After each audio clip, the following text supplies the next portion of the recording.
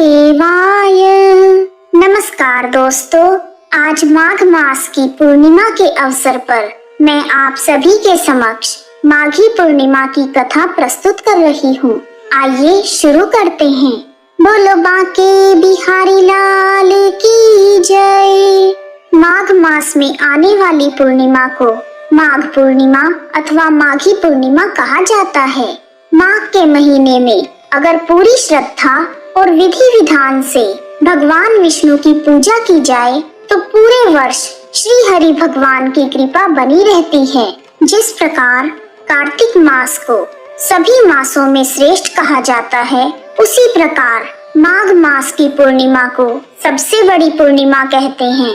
इस दिन चंद्रमा अपनी पूर्ण कलाओं के साथ उदित होता है। इस दिन दान पुण्य और स्नान करने का विशेष महत्व होता है। माघ पूर्णिमा के दिन शुभ मुहूर्त में पूजा करना और स्नान करना अति उत्तम माना जाता है। माघ पूर्णिमा के दिन पितृगण गंगा स्नान के लिए आते हैं, इसलिए पितरों का ध्यान करते हुए दान पुण्य करना चाहिए। इस दिन यदि पितरों का श्राद्ध किया जाए तो सुख सौभाग्य, धन संतान तथा मोक्ष की प्राप्ति होती है। स्कंद पुराण के रेवा खंड में माघ पूर्णिमा के महत्व की एक कथा के अनुसार नर्मदा तट पर शुभव्रत नाम के एक ब्राह्मण निवास करते थे। वह सभी वेदों के ज्ञाता थे, लेकिन पूजा पाठ में उनका मन नहीं लगता था। वह धन कमाने में ही व्यस्त रहते थे। धन कमाने के चक्कर में कई बार उन्होंने लोगों को ठेस भी पहुंचाई, लेकिन वृद्धावस्था में जब वह बीमार रहने लगे तब उन्हें पूजा पाठ का ध्यान आया। उन्होंने अपना परलोक सुधारने के लिए माघ मास आने पर माघे निमग्ना सलिले सुशीते विमुक्त पापा स्त्री दिवम प्रयांति श्लोक को पढ़ते हुए 9 दिनों तक नर्मदा नदी में स्नान किया। 10वें दिन उनकी मृत्यु हो गई। माघ स्नान करने के कारण वह पाप मुक्त हो गए और उन्हें भगवान विष्णु की कृपा से स्वर्ग की प्राप्ति हुई। बोलो विष्णु भगवान की जय। त्रेता युग में जब भरत को श्री राम के वन जाने का समाचार मिला तो वह दौड़ते हुए माता कैकेयी के पास पहुँचे। वह बहुत क्रोधित हुए और उन्होंने माता कैकेयी को शाप दिया कि भ्राता राम को वन भेजने का जो अपराध उन्होंने किया है, इससे उनके सारे पुण्य नष्ट हो जाएं और साथ ही उन्हें कभी भी माघ पूर्णिमा पर स्नान दान का पुण्य ना मिले। गुरु रविदास का जन्म भी माघ पूर्णिमा के दिन ही हुआ था, इसीलिए माघ पूर्णिमा के दिन रविदास जयंती भी मनाई जाती है। आइए अब शुरू करते हैं माघ पूर्णिमा की पौराणिक कथा। श्री कृष्ण गोविंद हरि मुरारी, हे नाथ नारायण वासुदेवा। जय श्री कृष्ण। एक बार यशोदा माँ ने श्री कृष्ण से कहा, हे कृष्ण, तुम सारे संसार के उत्पन्न करता, पालनहारी तथा संहार करता हो। आज मुझे कोई ऐसा व्रत बताओ जिसको करने से मृत्यु लोक में भी स्त्रियों को विधवा होने का भय ना रहे तथा यह व्रत सभी मनुष्यों की मनोकामनाएं पूर्ण करने वाला हो। श्री कृष्ण कहने लगे, हे माता, तुमने अति सुंदर प्रश्न किया है। मैं तुमसे ऐसे एक व्रत को विस्तार से कहता हूँ। सौभाग्य की प्राप्ति के लिए स्त्रियों को 32 पूर्णमासियों का व्रत करना चाहिए। इस व्रत को करने से स्त्रियों को सौभाग्य की प्राप्ति होती है। यह व्रत अचल सौभाग्य देने वाला एवं भगवान शिव के प्रति मनुष्य मात्र की भक्ति को बढ़ाने वाला है। यशोदा जी कहने लगी, हे कृष्ण, सर्वप्रथम इस व्रत को मृत्यु लोक में किसने किया था? इसके विषय में विस्तार से मुझे बताओ। श्री कृष्ण कहने लगे, इस भूमंडल पर अनेक प्रकार के रत्नों से परिपूर्ण कातिका नाम की एक नगरी थी। वहाँ चंद्रहास नामक राजा राज्य करता था। उसी नगर में धनेश्वर नाम का एक ब्राह्मण था और उसकी स्त्री अति सुशीला रूपवती थी। दोनों ही उस नगरी में बड़े प्रेम से रहते थे। घर में धन धान्य आदि की कोई कमी नहीं थी, परंतु उनको बहुत बड़ा दुख था कि उनकी कोई संतान नहीं है। एक समय एक बड़ा योगी उस नगरी में आया। वह योगी उस ब्राह्मण के घर को छोड़कर अन्य सभी घरों से भिक्षा लेकर भोजन किया करता था। वह रूपवती से कभी भिक्षा नहीं लेता था। एक दिन वह योगी रूपवती से भिक्षा न लेकर किसी अन्य घर से भिक्षा लेकर गंगा किनारे जाकर भिक्षान्न को प्रेम पूर्वक खा रहा था कि धनेश्वर ने योगी का यह सब कार्य देख लिया। अपनी भिक्षा के अनादर से दुखी होकर धनेश्वर योगी से बोला, हे महात्मन, आप सब घरों से भिक्षा लेते हैं परंतु मेरे घर की भिक्षा कभी नहीं लेते, इसका क्या कारण है? योगी ने कहा कि निसंतान के घर की भीख पतितों के अन्न के तुल्य होती है और जो पतितों का अन्न खाता है वह भी पतित हो जाता है। क्योंकि तुम निसंतान हो इसलिए पतित हो जाने के भय से मैं तुम्हारे घर की भिक्षा नहीं लेता। धनेश्वर यह बात सुनकर बहुत दुखी हुआ और हाथ जोड़कर योगी के पैरों में गिर गया और कहने लगा, हे महाराज, यदि ऐसा है तो आप मुझको पुत्र प्राप्ति का उपाय बताइए। आप सर्वज्ञानी हैं, मुझ पर कृपा कीजिए भगवान। मेरे घर में धन की कोई कमी नहीं है परंतु मैं पुत्र न होने के कारण अत्यंत दुखी हूँ। आप मेरे इस दुख का हरण करें, आप सामर्थ्यवान हैं। यह सुनकर योगी कहने लगे, हे ब्राह्मण, तुम चंडी की आराधना करो। घर आकर उसने अपनी स्त्री से सब वृतांत कहा और स्वयं तप करने के लिए वन में चला गया। वन में जाकर उसने चंडी की उपासना की और उपवास किए। चंडी ने 16वें दिन उसको स्वप्न में दर्शन दिया और कहा, हे धनेश्वर, जा, तेरे घर पुत्र होगा परंतु वह 16 वर्ष की आयु में ही मृत्यु को प्राप्त हो जाएगा। यदि तुम दोनों स्त्री पुरुष 32 पूर्णमासियों का व्रत विधि पूर्वक करोगे तो वह दीर्घायु हो जाएगा। जितनी तुम्हारी सामर्थ्य हो आटे के दिए बनाकर शिवजी भगवान का पूजन करना, परंतु पूर्णमासी के व्रत 32 होने चाहिए। प्रातःकाल होने पर इस स्थान के समीप ही तुम्हें आम का वृक्ष दिखाई देगा। उस पर चढ़कर तुम एक फल तोड़कर शीघ्र ही अपने घर चले जाना और अपनी स्त्री से सब वृतांत कहना। ऋतु स्नान के पश्चात वह स्वच्छ होकर श्री शंकर भगवान का ध्यान करके उस फल को खा लेगी। तब शंकर भगवान की कृपा से उसको गर्भ हो जाएगा। जब वह ब्राह्मण प्रातःकाल उठा तो उसने एक स्थान के पास ही आम का वृक्ष देखा जिस पर एक अत्यंत सुंदर आम का फल लगा हुआ था। उस ब्राह्मण ने उस आम के वृक्ष पर चढ़कर फल को तोड़ने का प्रयत्न किया परंतु वृक्ष पर कई बार प्रयत्न करने पर भी वह चढ़ नहीं पाया। तब उस ब्राह्मण को बहुत चिंता हुई और विघ्न विनाशक श्री गणेश भगवान जी की वंदना करने लगा।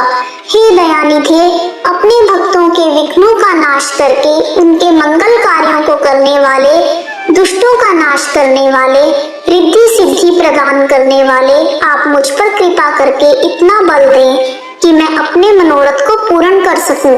इस प्रकार गणेश जी की प्रार्थना करने पर उनकी कृपा से धनेश्वर वृक्ष पर चढ़ गया और उसने सुंदर आम के फल को तोड़ लिया।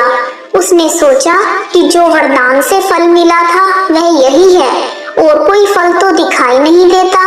उस धनेश्वर ब्राह्मण ने जल्दी से घर जाकर अपनी स्त्री को वह फल दे दिया और उसकी स्त्री ने अपने पति के कहे अनुसार उस फल को खा लिया और वह गर्भवती हो गई।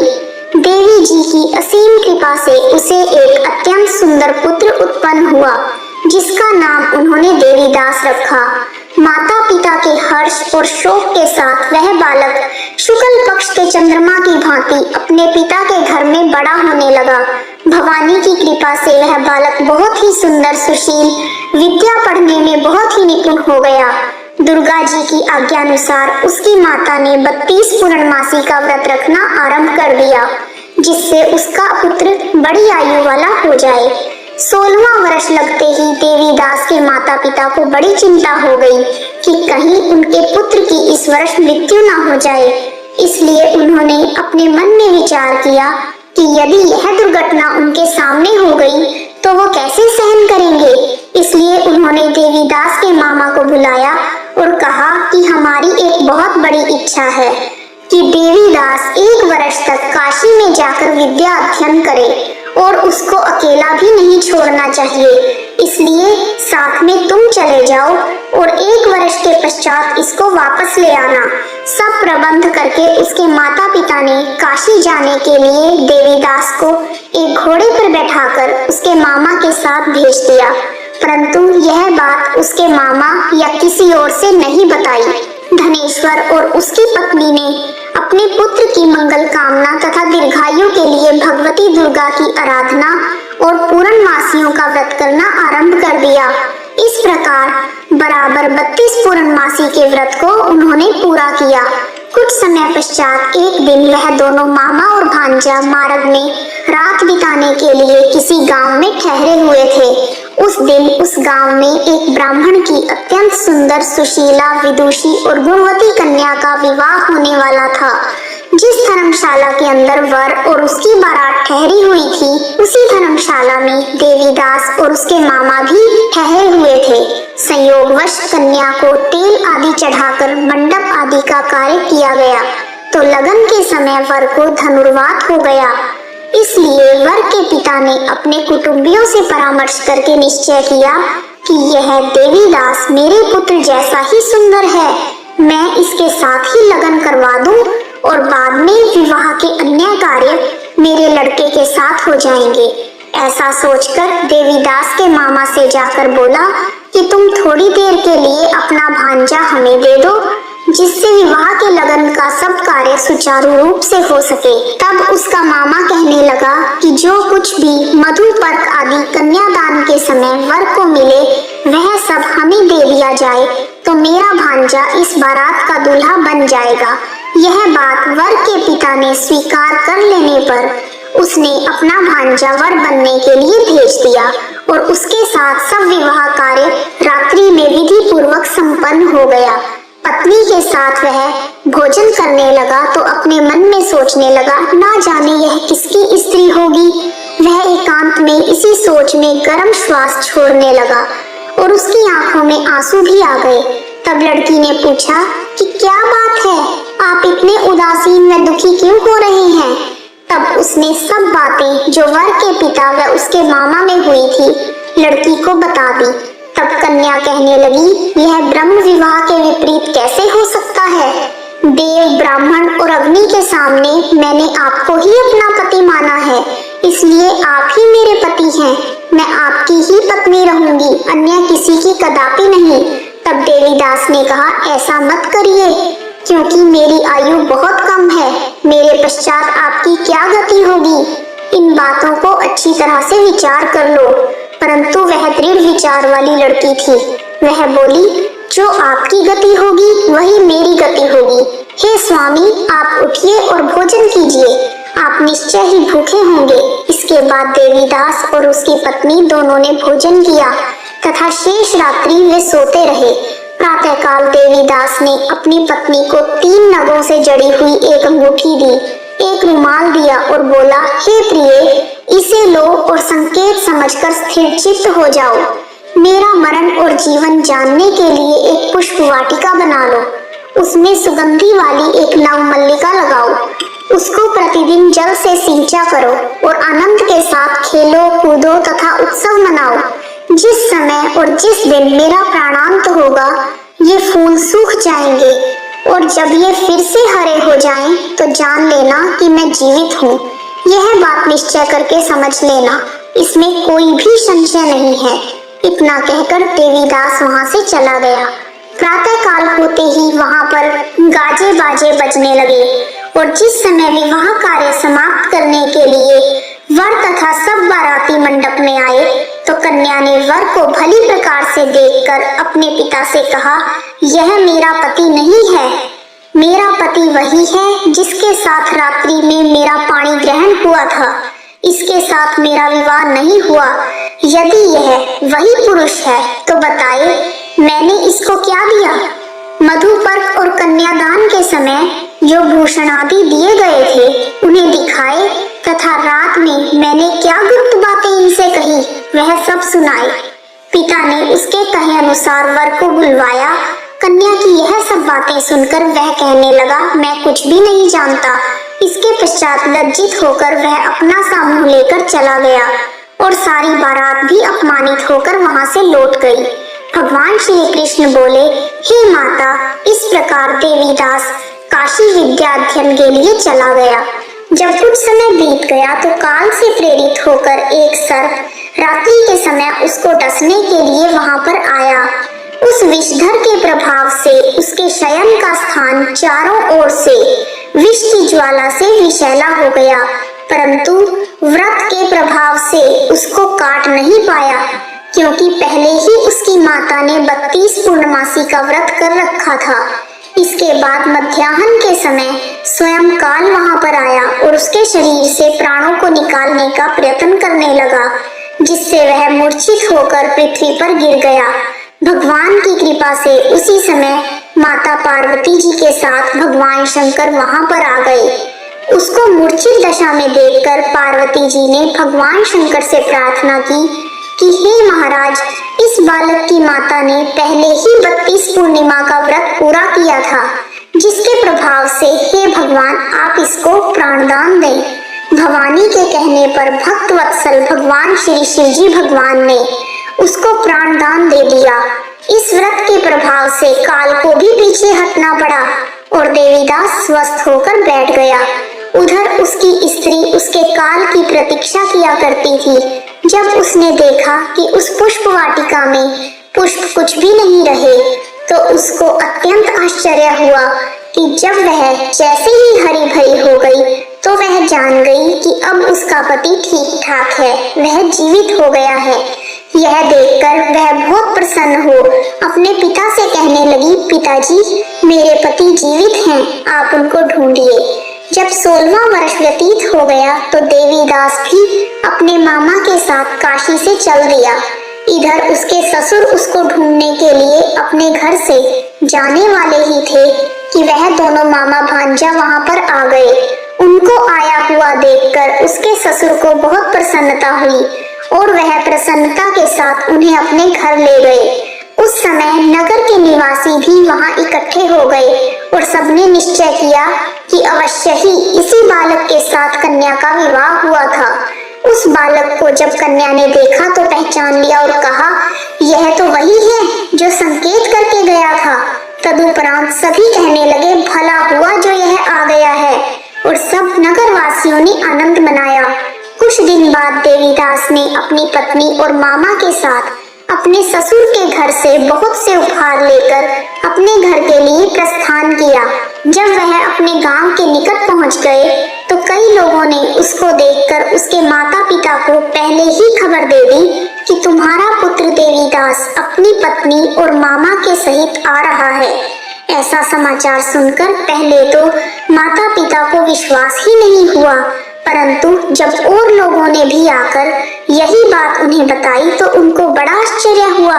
लेकिन थोड़ी देर में देवीदास ने आकर अपने माता पिता के चरणों में अपना सिर रखकर प्रणाम किया और उसकी पत्नी ने अपने सास ससुर के चरणों को स्पर्श किया तो माता पिता ने अपने पुत्र और पुत्र वधू को अपने हृदय से लगा लिया और दोनों की आंखों में प्रेमाश्रु बह चले। अपने पुत्र और पुत्र वधू के आने की खुशी में धनेश्वर ने बड़ा भारी उत्सव किया और ब्राह्मणों को दान दक्षिणा देकर प्रसन्न किया। श्री कृष्ण भगवान कहने लगे, इस प्रकार धनेश्वर 32 पूर्णमासियों के व्रत के प्रभाव से पुत्रवान हो गया। जो भी स्त्रियां 32 पूर्णमासी के इस पावन व्रत को करती हैं, वे जन्म जन्मांतर में वैधव्य का दुख नहीं भोगती और सदैव सौभाग्यवती रहती हैं। इस प्रकार माघ पूर्णिमा की कथा पूर्ण हुई। कहानी सुनने वाले, कहने वाले और हुंकारा भरने वाले सभी पर अपनी कृपा बनाए रखना भगवान।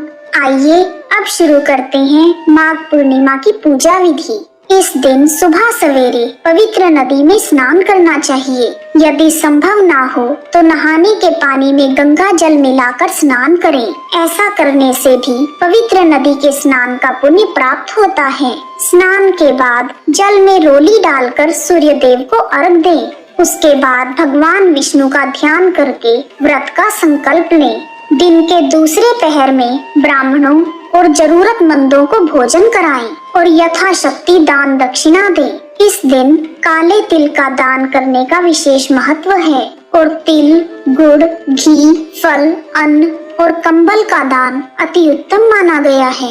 इस प्रकार विधि विधान से पूजा करने से भगवान विष्णु और भगवान शिव अत्यंत प्रसन्न होते हैं। यदि आपको वीडियो पसंद आया है तो कमेंट बॉक्स में ओम नमो भगवते वासुदेवाय लिखना ना भूलें। आप सभी का हार्दिक धन्यवाद। जय श्री विष्णु भगवान।